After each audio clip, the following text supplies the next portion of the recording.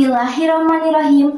Assalamualaikum warahmatullahi wabarakatuh.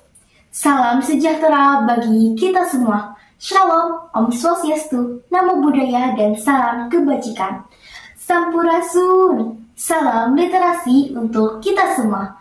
Perkenalkan, saya Widya Laili Sofa, siswi kelas 9 dari MTS Negeri 2 Kabupaten Tasikmalaya.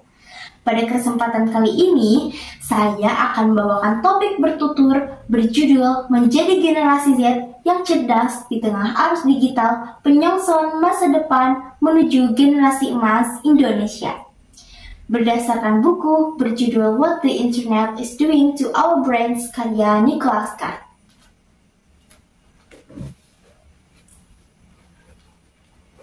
Dan inilah bukunya.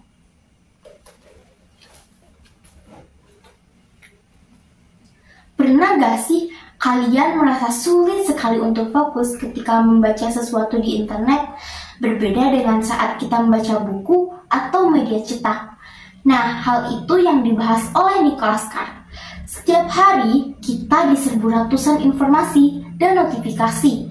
Memang kita bisa mengetahui banyak hal dalam waktu yang begitu singkat, tapi apakah otak kita ini benar-benar memahami semuanya? Seringkali kita hanya tahu sekilas tanpa menganalisis, bahkan mudah terpengaruh oleh berita hoax. Inilah sebabnya literasi digital menjadi hal yang sangat penting. Menurut survei National Center of Education Statistics, tingkat literasi Indonesia baru mencapai 62%, termasuk yang paling terendah di Asia Tenggara. Rendahnya literasi ini membuat kita cenderung malas berpikir dan berpikir kritis. Bayangkan seperti taman indah namun lama tak dilewati. Jalannya tertutup rumput dan semak. Begitu pula otak kita. Jika jarang digunakan untuk berpikir mendalam, koneksi antar neuron akan melemah. Akibatnya, kita sulit mencerna informasi yang sangat kompleks. Dalam buku The Shallows, What the Internet is Doing to Our Brains menjelaskan bahwa cara berpikir manusia bisa berubah karena kebiasaan digital loh. Dari sudut pandang neuroscience, otak itu lentur banget atau istilahnya neuroplasticity. Artinya bisa beradaptasi dengan kebiasaan yang baru. Ketika kita terbiasa scrolling cepat dan berpindah-pindah fokus, otak pun mulai belajar untuk berpikir cepat tapi dangkal. Kita jadi sulit bertahan lama saat membaca buku atau merenung. Teknologi ini bisa menjadi penjaga atau juga bisa menjadi penjahat. Akan menjadi penjaga jika kita cerdas dalam digital, bukan sekadar bisa memakai gadget seperti handphone atau laptop, tapi juga mampu berpikir kritis dan berperilaku etis dalam menggunakannya. Namun, tanpa sikap itu, kejahatan digital mudah sekali untuk mengikuti kita. Teknologi memang dirancang untuk mempermudah hidup, tetapi jangan sampai membuat kita terus-menerus bergantung penuh padanya. Karena sejatinya, teknologi ini hanya membantu manusia, bukan untuk mengalihkan peran dan kemampuan manusia pada zaman ini. Sebagai generasi Z, kita tumbuh di tengah derasnya arus digital. Contohnya, saat pada pandemi COVID-19, kita harus cepat beradaptasi dengan dunia. Coba, kita dipaksa untuk serba daring. Tapi di sisi lain, banyak pelajar yang mulai malas membaca, menulis, dan menganalisis. Ini tantangan besar bagi generasi kita.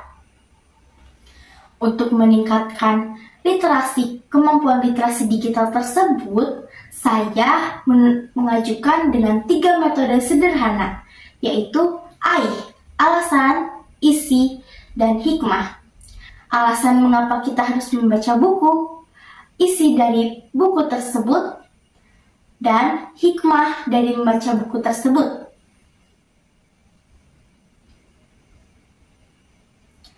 Dengan 3 langkah itu, kita bisa menjadi generasi yang kolaboratif, berintegritas, dan dari dunia digital yang aman. Kita tahu bahwa buku adalah jendela dunia. Namun, di era digital, jendela itu tidak cukup kita buka, tapi harus berani melangkah keluar dan mengubah dunia melalui apa yang kita baca. Saya percaya bahwa literasi adalah senjata paling kuat untuk membentuk cara berpikir, dan pikiran yang hebat adalah awal dari perubahan yang besar. Di tengah kemajuan teknologi, artificial intelligence, dan budaya instan, generasi muda harus bisa menjadi fondasi utama untuk menuju generasi emas Indonesia 2045 yang berpedoman pada nilai-nilai Pancasila, kolaboratif, responsif, eksploratif, dan inovatif.